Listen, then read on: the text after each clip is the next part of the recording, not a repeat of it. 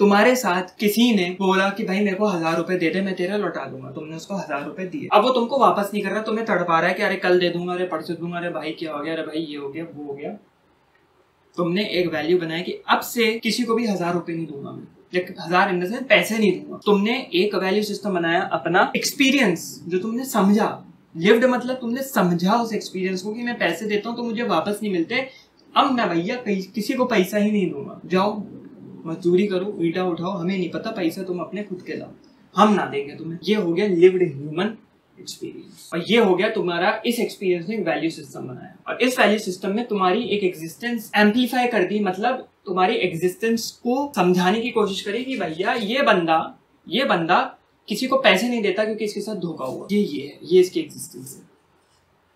समझ रहे हो, कहीं ना कहीं बुद्धि में थोड़ा घुसा हो। और भैया क्या हालचाल, कैसा चल रहा है सब कुछ?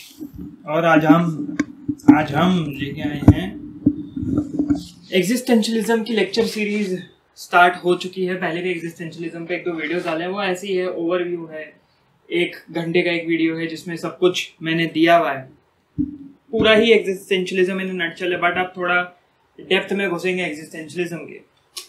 पहला लेक्चर और सबसे इम्पोर्टेंट चीज़, ई बुक मेरी पहली रिलीज हो चुकी है। आप लोगों के लिए खुशखबरी, अब क्या है कि मैं ये अन्याय आप लोगों के साथ नहीं करना चाहता, तुम लोगों के साथ नहीं करना चाहता कि भैया तुमने ई बुक खरीदी भी, ठीक है, 33 रुपये की खरीदी भी, और उसमें तुमको कोई वैल्यू नहीं मिली, तो मैं तुम लोगों को एक डेमो ई बुक दे रहा हूँ। वो डेमो ई बुक का लिंक डिस्क्रिप्शन में मिल जाएगा। इंस्टामोजो का पोर्टल है, वहाँ पे जाना आपको, वहाँ पे आप जो भी प्रोसेस है करके you can download a free E book. काफ़ी इंटरेस्टिंग ई बुक है ये, एक समझ लो ओवरव्यू है मेरी राइटिंग में, जो कि बेसिक राइटिंग है। इंग्लिश मैंने मीडियोकर ही रखने की, सिंपल रखने की कोशिश करी है, ज़्यादा कॉम्प्लिकेटेड नहीं रखी। जो मेरी बुक आ रही है main book the day God spoke, उसके जैसी मुश्किल नहीं है। और इसमें मैंने एंड में एक ग्लॉसरी करके दिया हुआ है, 2 पेजेस ग्लॉसरी के, जिसमें जो मैंने अगर टर्म्स यूज करे हुए हैं मुश्किल, उसको मैंने समझाया हुआ है कि उनका मीनिंग क्या होता है, तो आपके लिए आसानी हो जाएगी। मेहनत तुम्हारे भाई ने पूरी मेहनत करी हुई है। ये हो गई ई बुक के बारे में। तो ये ई बुक फ्री है, आने वाली अगली ई बुक्स पेड होंगी, तो ये देख लो। बेसिक सा छोटी ई बुक है, एस्से के तरह ही है। मैंने दिए ओवरव्यू की कैसी राइटिंग, कैसा तुम एक्सपेक्ट कर सकते हो। ऑब्वियस सी बात है, पेड वाली और अच्छी उसकी क्वालिटी होगी। तो जिसको अच्छा लगे नीचे पढ़ सकते हो, मेरे को इंस्टाग्राम में आके बता सकते हो। अच्छी नहीं लगी तो क्या पॉइंट्स लगे जो मैं ठीक कर सकता हूँ। तमीज में रहते हुए बदतमीजी करोगे तो मैं इग्नोर कर दूंगा। तमीज से बताओ क्या पॉइंट्स में ऐड कर सकता था, हटा सकता था। जबरदस्ती नीचा दिखाने के लिए मत करना, जेन्युइन हो तभी बोलना, अच्छा लगे तब भी बोलना। तो ये तो हम बतिया गए ई बुक के बारे में, ठीक है। कोर्स का नीचे डिस्क्रिप्शन में लिंक है, प्री रजिस्ट्रेशन चल रही है, फ्री है प्री रजिस्ट्रेशन। जो लोग 400 से 1000 के बीच में पे कर सकते हैं वही लोग रजिस्टर करना। कम से कम 14 से 16 लोग रजिस्टर कर चुके हैं, और जिसको रजिस्ट्रेशन करनी करो तभी रजिस्टर करना जब पेमेंट कर सको, ठीक है ना। तो आज का हमारा लेक्चर है एग्जिस्टेंशलिज्म और कुछ उसके भैया मिसकंसेप्शंस। कि एग्जिस्टेंशलिज्म को लोग बोलते हैं, बहुत ही गलत तरीके से परसीव करते हैं, बहुत ही नेगेटिव तरीके से परसीव करते हैं। तो आज हम जानेंगे क्या है मिसकंसेप्शंस एग्जिस्टेंशलिज्म। सबसे इंपॉर्टेंट चीज है एग्जिस्टेंशलिज्म में जो है फ्रीडम। और एग्जिस्टेंशलिस्ट जो तुम्हारे होते हैं, तुम्हारे सार्त्र मेनली हो गए, जिनको फ्लैग बियरर भी कहा जाता है एग्जिस्टेंशलिज्म का, ठीक है, हाइडेगर हो गए। इन लोगों ने कहा है कि भाई freedom, you ought to have freedom. Existentialism में you ought to have freedom. Freedom उसका कोर पे है। ऑट मतलब क्या होता है, जैसे इजॉट प्रॉब्लम में ऑट होता है मतलब होना ही होना है। और फ्रीडम की अपनी एक इंट्रिंसिक वैल्यू है। इंट्रिंसिक वैल्यू एक अपनी इंट्रिंसिक वैल्यू है, और freedom foundation of all values है। कि तब तुम फ्री होगे, तुम्हारे पास स्वतंत्रता होगी, जब तुम फ्री होगे तभी तो तुम वैल्यू सिस्टम बिल्ड करोगे। तो वो बिल्ड करता है हर वैल्यू सिस्टम को, ये चीज। और इसमें मिसकंसेप्शन क्या है, मिसकंसेप्शन ये है कि इसको लोग समझ लेते हैं कि ये तो भाई तुमको डिप्रेसिंग है ये फिलॉसफी, बड़ी डिप्रेसिंग है existentialism, but one of the most optimistic philosophy में से एक है, या the most optimistic philosophy, if not one of the most, क्योंकि ये फ्रीडम के बारे में बात कर रहा है at its core, at its base. ठीक है, एग्जिस्टेंशियलिज्म ने moral philosophy, social psychology, cultural theory और साइकोथेरेपी जैसे फील्ड्स को बहुत ज़्यादा योगदान दिया है। अगर तुम लोग जॉर्डन पीटरसन को फॉलो करते हो तो जॉर्डन पीटरसन अपने लेक्चर्स में एग्जिस्टेंशियलिज्म और फिनोमेनोलॉजी का इस्तेमाल करते हुए साइकोथेरेपी, साइकोलॉजी समझाने की, एकेडमिक साइकोलॉजी समझाने की कोशिश करते हैं। वो भी नीचे स्कॉलर हैं, जॉर्डन पीटरसन नीचे स्कॉलर, फिनोमेनोलॉजी और हाइडेगर, इन सब के ऊपर एग्जिस्टेंशियलिज्म पे उनका काम है। तो ये मिसकंसेप्शन नहीं है, ये मैं आपको इसकी एक इन्फॉर्मेशन दे रहा हूँ कि ये चीज़ में एग्जिस्टेंशियलिज्म ने योगदान दिया है।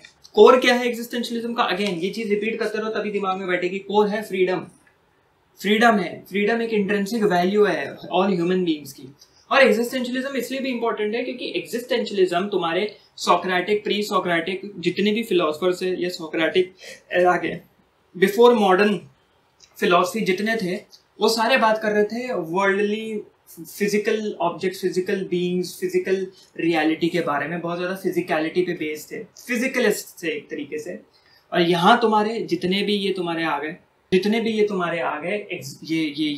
ये एग्जिस्टेंशियलिस्ट आ गए, जो एक रैडिकल मूवमेंट, रोमांटिक मूवमेंट जिसको बोलते हैं, रोमांटिक जो एक मूवमेंट चालू हुआ। रोमांटिक मूवमेंट अपने में मतलब होता है, रोमांटिक मूवमेंट बहुत जगह तुम सुनोगे, रोमांटिक मूवमेंट मतलब अपने में इंसान अपने तरफ ज्यादा ध्यान देने लग गया, इंडिविजुअल की तरफ ज्यादा फोकस आने लग गया, वो है एग्जिस्टेंशियलिज्म। अब जो ये मूवमेंट सुनते हैं लोग कि एग्जिस्टेंशियलिज्म एक मूवमेंट है, तो उसकी बहुत नेगेटिव मिसकंसेप्शन बना लेते हैं कि भाई मूवमेंट तो वो होता है कि तुम प्रोटेस्ट कर रहे हो, तुम उसके अगेंस्ट हो, तुम उसके खिलाफ बढ़ के आवाज उठा रहे हो।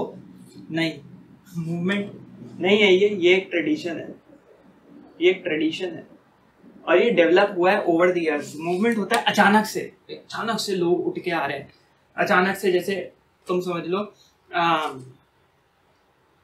Terrorist organisation Islamic State of Iraq and Syria, ISIS, ये एक मूवमेंट कह सकते हो, ट्रेडिशन नहीं है। अचानक से ये लोग पनपने लग गए सीरिया में और कब्जा करके, अलेप्पो में कब्जा करके ये लोग बम बारूद भैया बरसाने लग गए।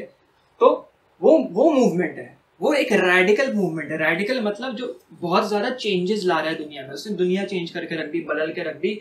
4K फुटेज में, 8K फुटेज में तुम्हें एग्जीक्यूशन वीडियोस ISIS दे रहा है, ऑनलाइन स्प्रेड हो रहा है, व्हाट्सएप ग्रुप पे स्प्रेड हो रहा है। 2014, 15, 16 ISIS का एपिटोम था, बहुत खतरनाक। वो मूवमेंट है, एग्जाम्पल इसलिए लिया क्योंकि वो एक मूवमेंट है, वो ट्रेडिशन नहीं है। एग्जिस्टेंशियलिज्म एक ट्रेडिशन है। वैसे बहुत गंदा मैंने पैरेलल ड्रॉ किया, लेकिन स्टिल। अब हमने फ्रीडम की बात करी कि ये बैकबोन होती है, ठीक है।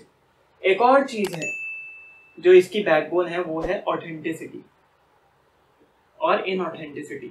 ऑथेंटिसिटी का उल्टा इनऑथेंटिसिटी। ऑथेंटिसिटी क्या होता है कि एक इंसान अपने से सत्य बोल रहा है, अपने से सच बोल रहा है, इज ट्रू टू हिमसेल्फ। और वो सोशल प्रेशर या फिर पीयर प्रेशर में आके वो चीजें फॉलो नहीं कर रहा है। जैसे कि फॉर एग्जाम्पल, एक 12वीं का बच्चा, तुम्हें या तो इंजीनियरिंग करनी है, मेडिकल साइंस करना है, या कुछ नहीं हुआ तो लॉ करना है, इसके अलावा तुम्हारे पास कोई ऑप्शन नहीं है।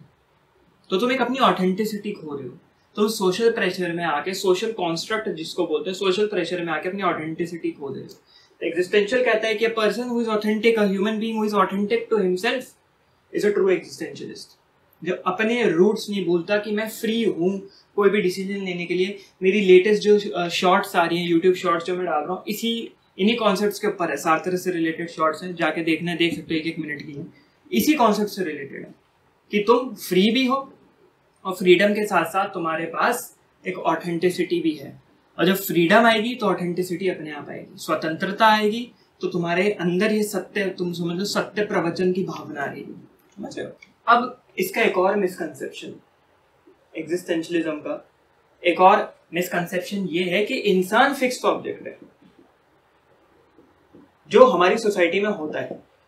इंसान फिक्स्ड ऑब्जेक्ट है। बच्चे को, सबको मैथ्स पढ़नी है, सारे बच्चे मैथ्स पढ़ेंगे। अरे तुम ये तो देखो यार, वो स्पोर्ट्स में अच्छा है, म्यूजिक में अच्छा है, वो बच्चा किसी और चीज में अच्छा है। जैसे मेरे साथ होता है, 11वीं 12वीं में घुसेड़ा पड़ा है भाई, इंजीनियरिंग। और पेरेंट्स है, पेरेंट्स बेचारे कुछ नहीं कर सकते, लेकिन टीचर्स को ही समझना चाहिए ना, टीचर्स घुसेड़ रहे हैं, मैथ्स में नंबर नहीं आ रहे, फिजिक्स में नंबर नहीं आ रहे, केमिस्ट्री लेकिन करना है, ये ना देखते हुए कि आज मैं देखो फिलोसफी पढ़ा रहा हूँ, आर्टिकुलेशन का लेवल देखो, प्रीच करने का लेवल देखो, तुम लोग को समझ में आ रहा है, लोग सब्सक्राइब कर रहे हैं, समझ रहे हैं मैं अपनी फिलोसफीज दे रहा हूँ।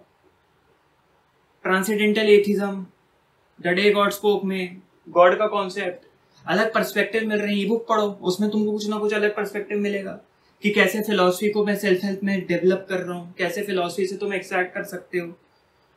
लेकिन नहीं, ऐसा होता नहीं, फिक्स ऑब्जेक्ट है, फिक्स ऑब्जेक्ट है। तो यहाँ आता है फेनोमेनोलॉजी। अब बहुत लोग पूछते हैं भैया भाई बहुत इंटरेस्टिंग सा शब्द है, ठीक है यहाँ आ जाते हैं, थोड़ा सा इंटरेस्टिंग शब्द है फेनोमेनोलॉजी। स्पेलिंग की हमने बुचर कर दिया, फेने, देखो देख लेना, मोनोलॉजी, ठीक है यार देख लेना, स्पेलिंग में हमेशा बुचर करता हूँ, फेनोमेनोलॉजी देख लेना, टाइप करोगे आ ही जाएगा। फेनोमेनोलॉजी मतलब होता है at its core, at its base, कि तुम समझ लो एक वो फिलॉसफी ऑफ ह्यूमन एक्सपीरियंस है।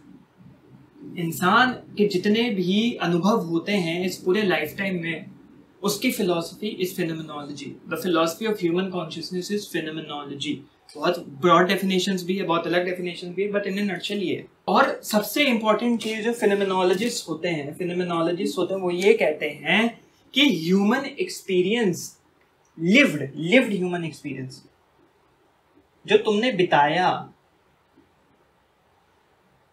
उसको समझा। लिव्ड मतलब सिर्फ जिंदा वाला नहीं कि तुम जिंदा है तभी तुम जिंदा हो तभी तुम्हारा ह्यूमन एक्सपीरियंस है। लिव्ड मतलब कि तुमने उस एक्सपीरियंस को बिताया, लिव्ड ह्यूमन एक्सपीरियंस, उसको समझा। तो lived human experience ultimate source of meaning and value है। अब इसका मतलब क्या हुआ फेनोमेनोलॉजी में, इसका मतलब हुआ क्या?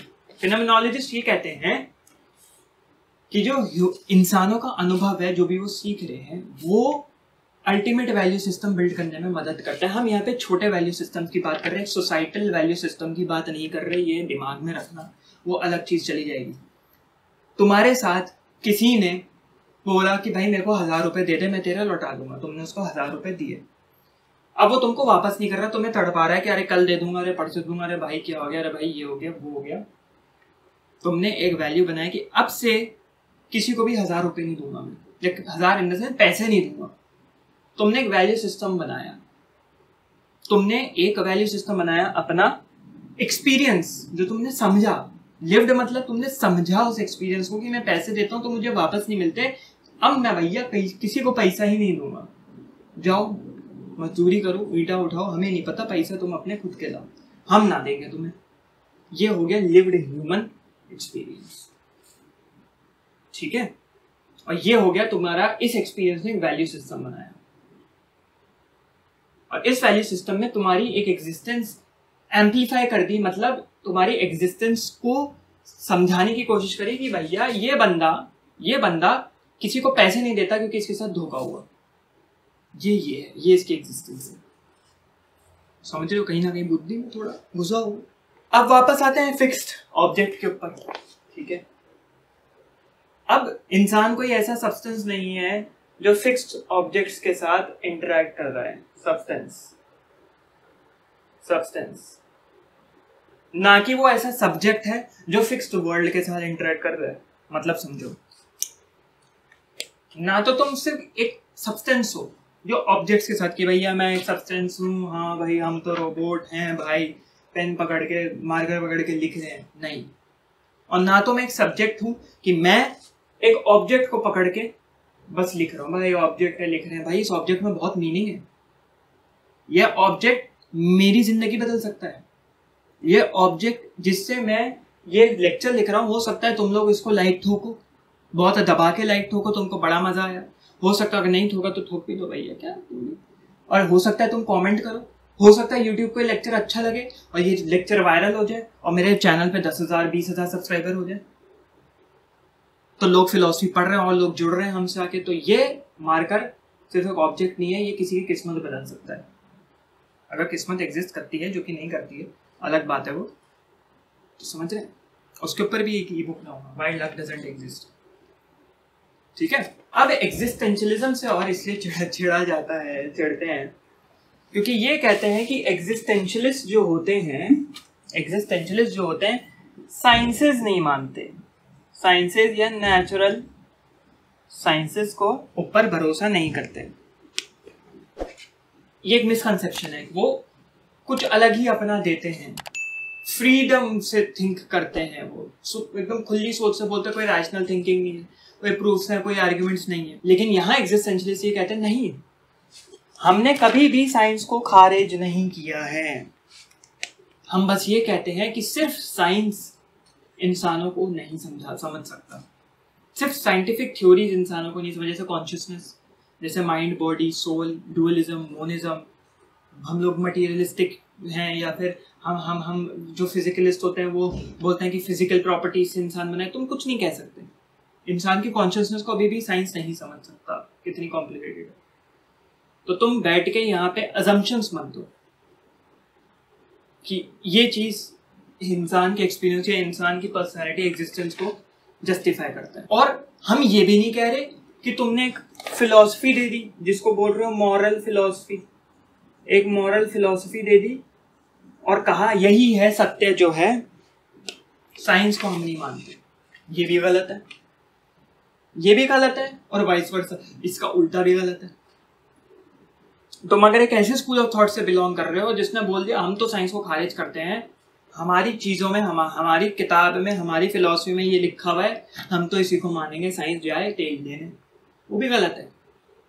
और ये भी गलत है कि तुम साइंटिफिक रीजनिंग करके इंसान की मोरालिटी को या इंसान की एग्जिस्टेंस को छोटा कर दो, ये भी गलत है। अब एक और मिसकंसेप्शन ये आता है कि रैशनल थिंकिंग से एग्जिस्टेंशियलिज्म दूर भागता है। रैशनल थिंकिंग से एग्जिस्टेंशियलिज्म दूर भागता है, लेकिन एग्जिस्टेंशियलिस्ट ये कहते हैं कि हम रैशनल थिंकिंग से दूर नहीं भाग रहे मेरे दोस्त, हम बस एक लाइन यूज करके ह्यूमन एग्जिस्टेंस को जस्टिफाई नहीं करना चाहते कि एक लाइन में कह दिया कि देयर इज एब्सोल्यूट मोरालिटी, ऐसे परफॉर्म करेगा इंसान, रोबोट की तरह परफॉर्म करेगा। नहीं, इंसान बहुत पेचीदी चीज है, इंसान की एग्जिस्टेंस बहुत पेचीदी है, कॉन्शियसनेस अपने में बहुत पेचीदा है। तुम ना तो धर्म को गाली दे सकते हैं ना तो साइंस को गाली दे सकते हैं। धार्मिक इंसान साइंटिफिक इंसान को गाली दे रहा है वो भी बेवकूफ है, और साइंटिफिक इंसान धार्मिक इंसान को गाली दे रहा है वो भी बेवकूफ है। सब चीजों की रिस्पेक्ट करो, म्यूचुअल रिस्पेक्ट करो, और हम उसी को लेके चलते हैं। समझ रहे हैं? तो यही है एग्जिस्टेंशियलिज्म। और पहला लेक्चर, नेक्स्ट लेक्चर में हम पढ़ेंगे कि एग्जिस्टेंशियलिज्म लाने की जरूरत ही क्यों पड़ी एट द फर्स्ट प्लेस। समझ रहे हो? तो इस लेक्चर को लाइक करना। बहुत ही इंडिया में कम लेक्चर्स हैं जो एग्जिस्टेंशियलिज्म को इतने डेप्थ में घुस के और इतने सरल आसान इजी भाषा में समझा रहे हैं। तो आप इस लेक्चर को लाइक करें, अभी जाएं लाइक करें, लाइक करो, कमेंट करो, जैसा भी कमेंट है एक इमोजी करो, लेकिन करो जिससे कि रीच बढ़े, लोगों तक पहुंचे और ये कॉन्सेप्ट्स पहुंचे और लोग इसके बारे में जाने कि फिलॉसफी भी कुछ होती है। अगर तुमको फिलॉसफी से प्यार है, सच्ची दिल से प्यार है, ठीक है ना, ये करो मेरे लिए, अपने लिए, जनता के लिए करो। ई बुक जाके नीचे देखो, और ठीक है कटते अब हम, आप भी कटिए, लग जाओ भैया काम पे, अब कट लो।